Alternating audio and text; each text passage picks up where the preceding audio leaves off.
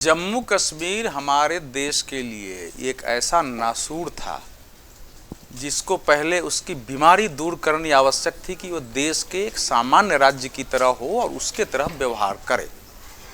अगर वो सामान्य राज्य की तरह नहीं होगा और उसको आप राज्य का दर्जा देंगे तो उससे प्राप्त क्या होगा। इसलिए क्योंकि जम्मू कश्मीर मैं समझता हूँ पूरे विश्व में एकमात्र किसी संविधान के तहत चलने वाले देश का राज्य होगा जिसको कई मामलों में केंद्र से भी ज़्यादा अधिकार प्राप्त रहे हैं।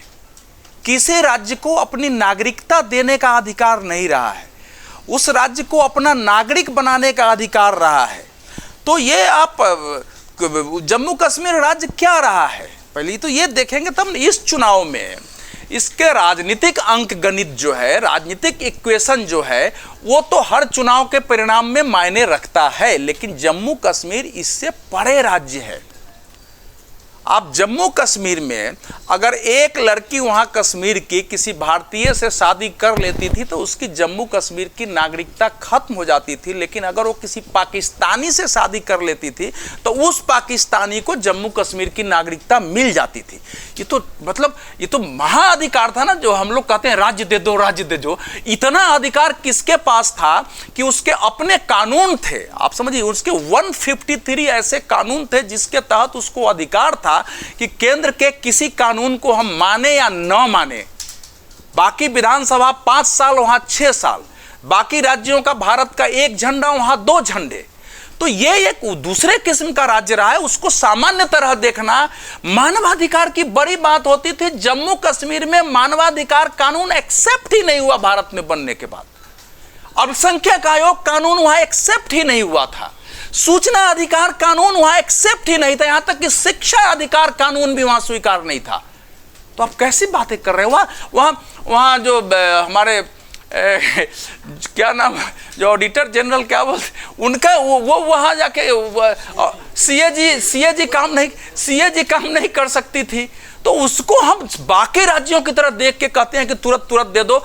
मेरा तो मानना यह है कि 370 के बाद जिस नए वातावरण में कश्मीर को लाने की कोशिश हुई, क्या वह पूर्णता को प्राप्त हो गया है। वाकई वहां बिल्कुल 100% चुनाव के अनुरूप हुआ है। देखिए पहली बार मतलब भारत की नागरिकता प्राप्त लोगों को भी वहां नागरिकता नहीं मिलती थी। जो वाल्मीकि लोग गए उनके यहाँ काम तो करते थे लेकिन उनको नागरिकता नहीं था। चपरासी के अलावा कोई काम भी सफाई के अलावा नहीं मिल सकता। 2500 वेतन मिलता था। आप समझिए वो पीएचडी भी कर जाए तब भी उसको जो है नौकरी नहीं मिल सकती थी। पश्चिम पाकिस्तान से आए लोगों को नौकरी मिल नहीं सकती थी। पहली बार डीडीसी का जब चुनाव हुआ 2021 दिसंबर में, तब उन लोगों ने मतदान किया है।